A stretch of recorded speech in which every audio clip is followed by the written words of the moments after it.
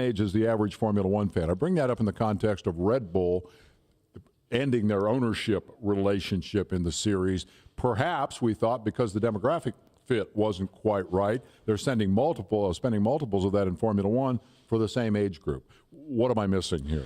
I think that report is incorrect as to the reason why they got out of the sport. I read that. The NASCAR demographics, psychographics, IndyCar, they're all have not moved much over time, right? Everyone's trying to get younger audiences, sure. But you know what you're getting into. I think Red Bull left because they weren't competitive. And, they're losing Casey Kane to Hendrick and the Farmers team, and I think at the end of the day, they just weren't competitive, and that's why they pulled out. There are a lot of big sponsors who have not been competitive for a very long time, and they hang in there, and they apparently continue to sell their products. In your mind, what is the connection between competitiveness on the track and competitiveness in the marketplace selling the product? I think the two go hand in hand. You don't get into the sport and not want to win. So, only one guy wins a weekend. And so you need to be at the front of the field. And it is tough on sponsors. They understand you can have bad races, bad seasons. But if that kind of builds up over the period of time, I think Red Bull won one race. But that's certainly, when they're winning the championship and killing everyone in Formula One or pretty close to, clearly they're not in this to win one race every 3-4 years. So gotcha. it does wear them out. Your company brought Crown Royal into the sport, first Yep. NASCAR liquor sponsorship ever. Now they're leaving. Why? Well, actually, they're not leaving. They're going to stick around with their race entitlement, the Your Name Here race that they've done. So there's been reports as well that they're leaving. What they are doing is leaving Roush Racing. And, all these companies, they've been in the sport for 7 years, and NASCAR's been fantastic for them. And they're sticking around. They're just recalibrating what they're doing. And companies do that, especially as the world changes as it is. UPS is one of your clients. When they came in, it was rumored to be the richest sponsorship in the sport. You said on this show, the last time we talked, they were looking for a rock star kind of driver. I don't know if David Ragan fits that description, but now he's won a race. Their deal, we understand, is up at the end of the year. Is there anything you can tell us about how that might go forward with Ragan, without Ragan? What's the situation there? Yeah, clearly we wanted him to win more races than he did. Very happy that he did. He had a chance to win the Daytona 500, so he's clearly hooked up around there. UPS is committed to the sport. They've been in for 12 years now. They generate a lot of business out of the sport and and in the sport from the industry.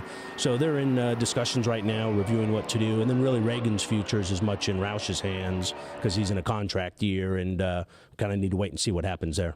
We've gone from $20 million primary sponsorships in NASCAR to this widespread situation in which top teams have to field a variety of sponsors, different paint job, not every week. That would be an exaggeration, but you not get on the some point. Yeah.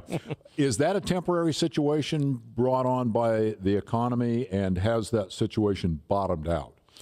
I think it has bottomed out, for starters. I think now NASCAR is a great buy because it still puts up fantastic numbers. But I do think these multiple paint schemes and multiple companies is the future. And I think that was actually starting to happen even before the economic downturn. And now the challenge is, with more sponsors out there, you've got to be a better marketer, which keeps me in business to help these companies, because there's more clutter out there, and that's only a bad thing if you're a Me Too or an average marketer. Gotcha. Big picture question, with all the challenges facing racing, the current economy being one of them, are you optimistic or pessimistic about the sport's future, and why? I'm very optimistic about the sport's future. I think it hit the bottom. So, I think the only good times ahead of us, if you look at NASCAR, its TV ratings are doing good. They've made great changes in the organization. So it's on its way. I think IndyCar continues to put full grids out. Randy's done a very good job. This World Endurance Championship over in that's based around Le Mans, which is now going to be global. I think you're going to see a lot of manufacturers get involved there. So as you look around in Formula One, TV ratings through the roof, 5 world champions on the grid, new markets. Now we're going to India. So in general, I'm very bullish. Good luck with the next album. No, I'm sorry. Good luck at Spa in less than 30 days now. Less than 30 days. United Auto Sports. Thanks for the time, and continued success to you. Thank you very much for having me on. That's Zach Brown, ladies and gentlemen. We need to take a commercial break. Remember when Red Bull used to claim there were no team orders for its drivers?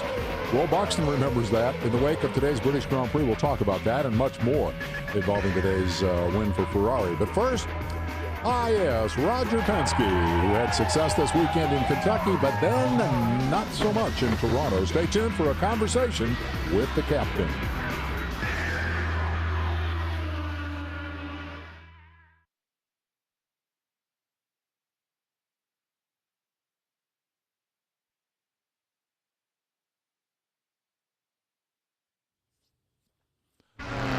Once again, don't forget Chris Carr is coming to Wind Tunnel next week. It's the Farewell to Flat Track Tour hitting the studio. Chris coming to town, and so we made him the subject of our Golden Corral question of the week. We want to know, what is your favorite Chris Carr career moment? He's been a Grand National racer more than 25 years, won 7 championships. So you tell me, what is your favorite Chris Carr moment? Okay, speaking of motorcycles, you sharp-eyed tunnelheads know 5 weekends during the course of each year I'm not here. I'm off riding my motorcycle. This year is different. I'm going to be gone 5 straight weekends riding my motorcycle to Alaska. I'm here next Sunday night, then it's off to Prudhoe Bay, a couple of 100 miles north of the Arctic Circle. Phase 1 is to get to Spokane, Washington. I'm going to meet some friends for the ride. That's 2,530 miles if you go that way. I'm thinking seriously about going this way. I've never ridden the Texas Hill Country. I'd like to do that. The route adds 1,250 miles, but I also get to go up the Rocky Mountain Range. I've been instructed to send back video postcards, so I got my digital video camera, I got my helmet camera, I got my Trick laptop with video editing software, and when I can't figure out how to work any of that stuff, I've got my standby, so I'll have a backup. You'll at least get the requisite toe in the Arctic Ocean photograph. Thanks in advance to Robin Miller, Bob Varsha, and Randy Pemberton, who will hold down the fort while I'm gone. Here next week, then out of here. Let's go back to the issue of the Busch, not the Busch race anymore. It's the Nationwide Series. The Nationwide Series race at O'Reilly Raceway Park. I've got Josh on the line. Josh, what's up?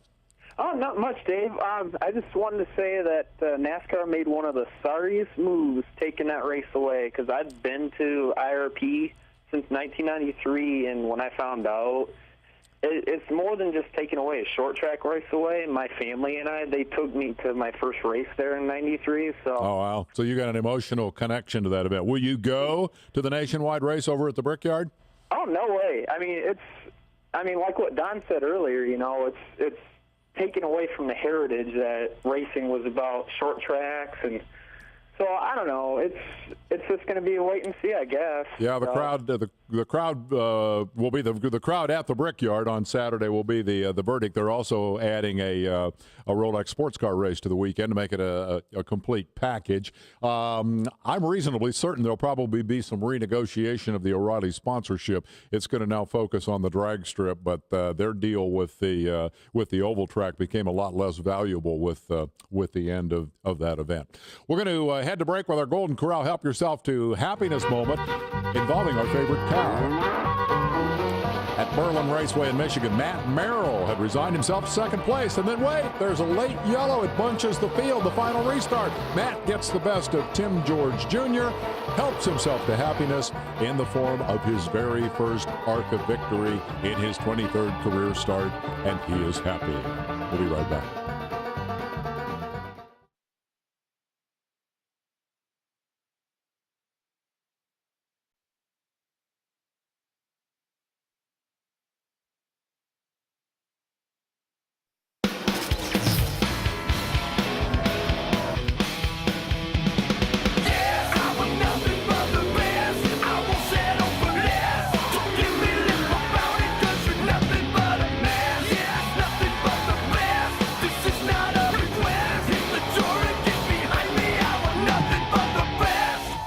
Little review of 2011 wins for his Penske Racing teams, reminding us that they win a lot. It is a pleasure to welcome Roger Penske back to Wind Tunnel.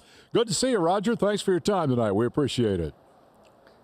Well, Dave, it's always a pleasure to be part of your show, and I'm anxious to hear your questions tonight. Well, we always have the same problem when you come to visit. You're involved in so many different facets of racing, it's hard to know where to begin. So let's just start with the most recent race for your team and get that sort of unpleasantness out of the way. Toronto IndyCar race today, Will Power colliding with Dario Franchitti. That's the man he's chasing for the championship. Will was very unhappy and vocal about the way Franchitti raced him. How did you see that particular incident?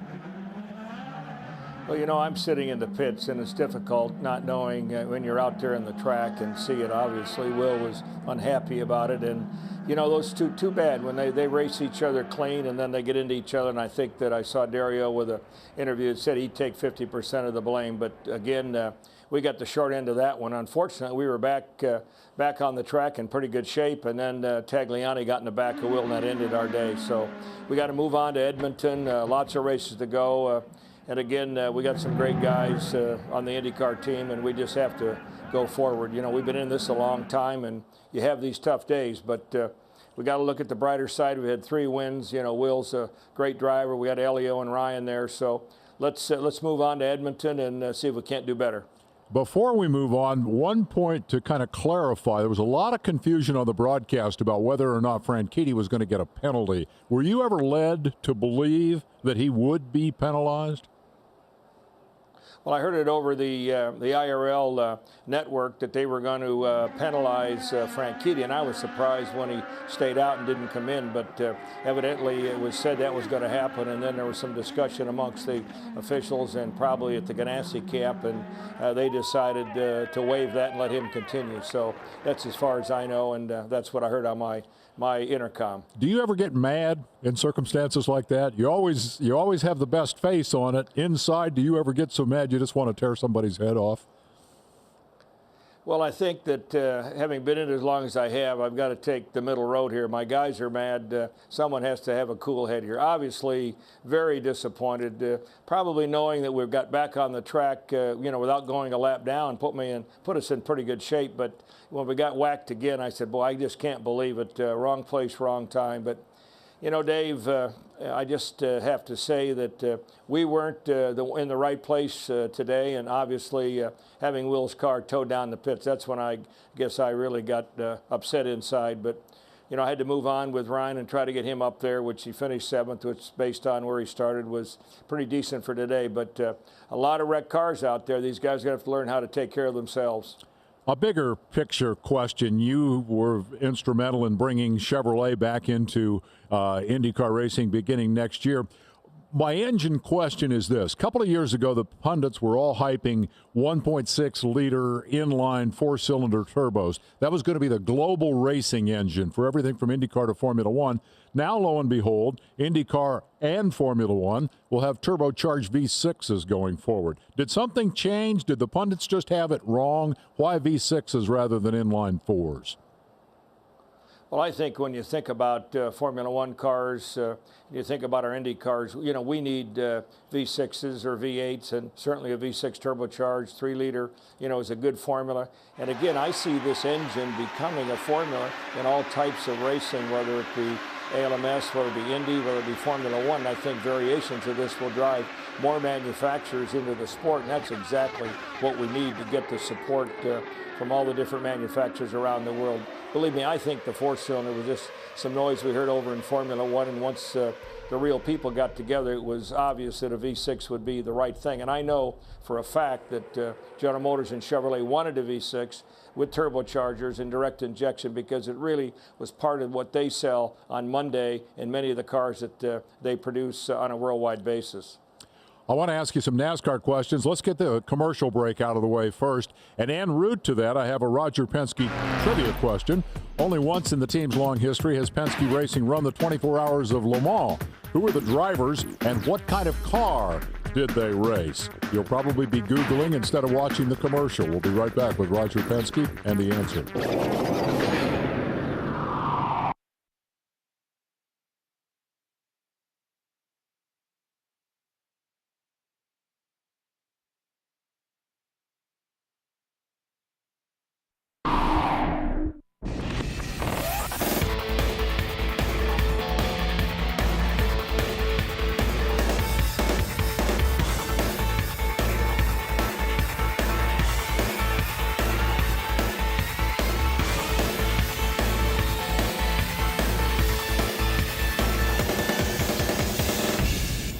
Welcome back. My guest is Roger Penske. Let's turn to NASCAR, Roger. Friday night, the defending series champ Brad Keselowski finally got his first nationwide series win of the year.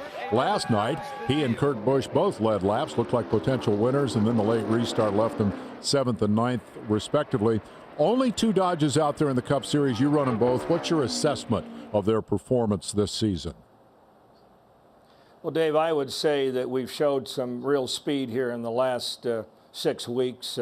I think Kurt and Brad have really gotten together on their setups. They're running pretty much the same. They can work off each other. We've got new cars that we've been producing. And believe me, last night I think was a byproduct of the hard work that the team has put together. Paul Wolf and Addington are working well together as crew chiefs.